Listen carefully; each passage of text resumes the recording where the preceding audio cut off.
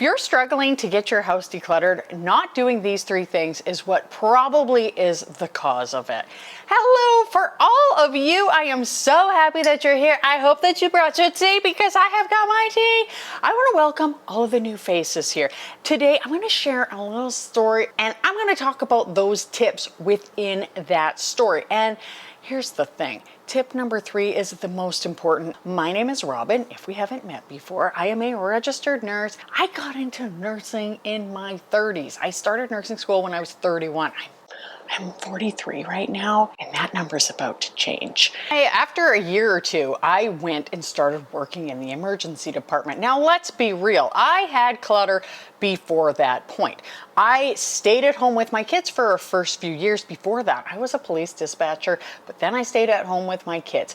There was always clutter. There was always mess, and I couldn't figure it out. And if you have kids, you know just how quickly things start to accumulate. And we definitely struggled with that big time. Once I started going to school, it was okay. I was still home a bit, but then once I started shift working, in particular working in the emergency department, which is very hard on a person mentally. And I've actually had people who were like, why do you talk about this? And I'm like, they're like, other people's jobs matter. And I'm like, of course they do. I'm talking about my experience. I was working in the emergency department and it was really hard mentally. So I would get home and there was clutter everywhere. The piles were actually just our stuff. We just had an excess of stuff. And it was so stressful. So I read this article and it said how clutter impacts women differently. And I was like, oh my gosh, that might just be true because my husband doesn't seem as bothered by it as I am. He probably just didn't like how cranky I was as a result of it. So I decided I was going to declutter. Now that is the very first secret here. Now you might be like, whoa, whoa, whoa, whoa, whoa. Oh my gosh, here she goes. She's saying you have to decide. No, I've already decided. No, no, no, no.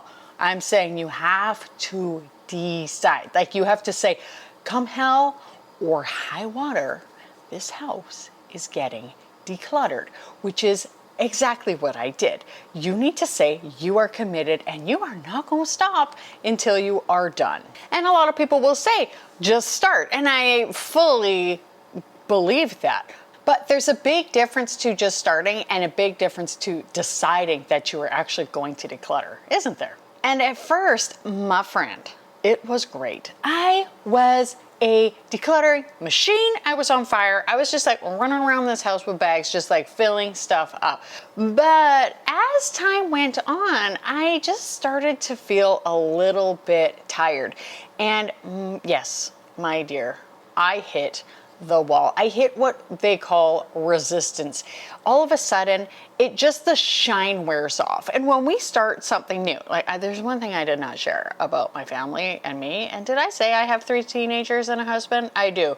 And 4 out of 5 of us have ADHD. And one of the kids that doesn't, the only kid that doesn't is my son. So we have it.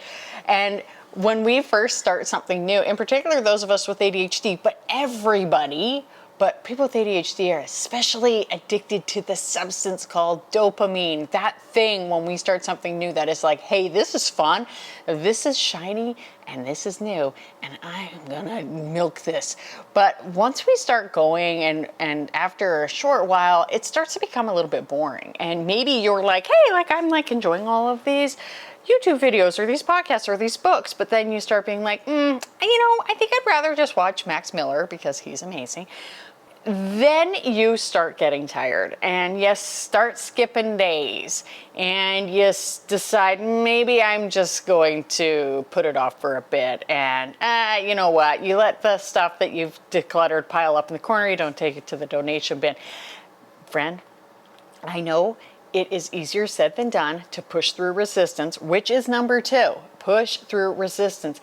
But here's the thing, you can choose to keep going, can't you? Like you can say, hey, I am tired today, but I'm just going to put in 15 minutes, right? Yes, you can. And would that be incredible? I think it would be, wouldn't it? Yeah, okay. Don't forget, you've decided to declutter. So you can walk around your house for 10 or 15 minutes with a couple of bags and go through a few items, can't you? And the thing is, I would sometimes have a hard week and then I would fall off the wagon and I would punish myself. But I just want you to say, no, I'm going to push through and I'm going to get back on that wagon. Now, one of my favorite things is rewards, and they are one of the best ways to do that. And one of my favorite things to do as a reward for myself, this might sound strange, but it is to garden. Now, if you're gardening and you don't actually like it, I don't think you should. But let's go out to my garden because I'm obsessed with it and I want to go there right now. And I talk about rewards all the time, and tea literally is one of my rewards. Maybe that's not going to work for you. I was actually told by my naturopath that I should have stopped drinking tea at like 11 a.m. So we're gonna have to come up with something else, but I'm not very happy about that. Anyway, though, I love coming out here, right? And, you know, during the winter months, watching a show with the family, anything can be a reward. And so do that to reward yourself for pushing through that resistance, especially on those harder days.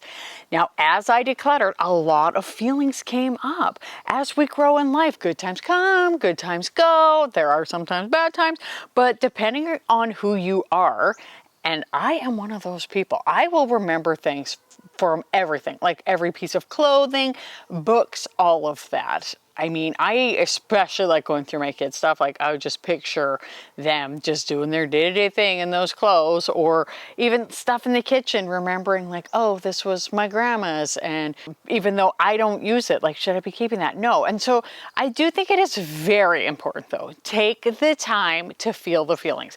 Feel the sting of time passing. I mean, it's important for us to recognize that it's actually happening. I mean, none of us are happy.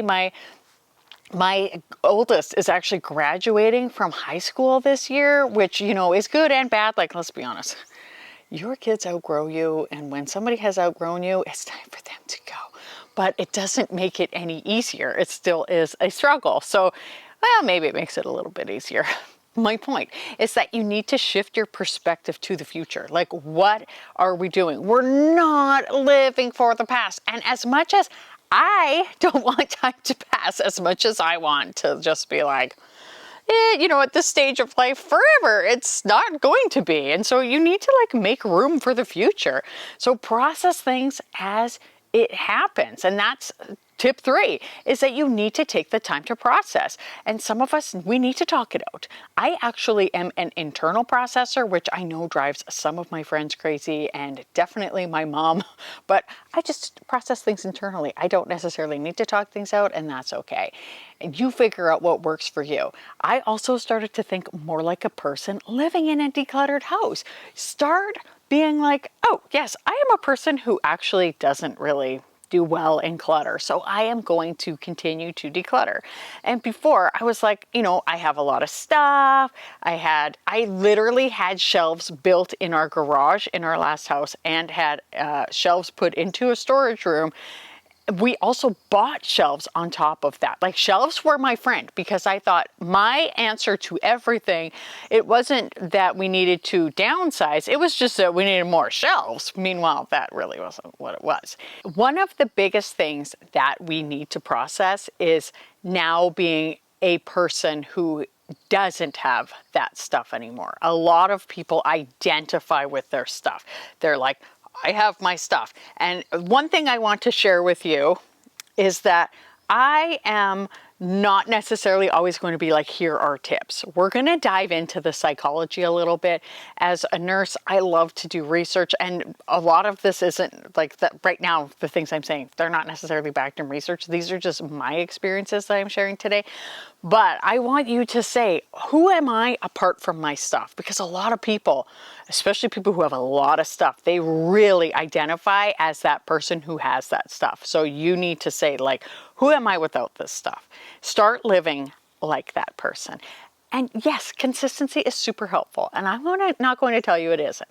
I suggest people just do like 30 minutes a day, or use the boost method. And you might be like, well, what's the boost method? Well, you can check that out here. I did it just the other day. It was so helpful. Thank you so much for joining me. Thank you so much for watching, and I'll see you next time. Bye.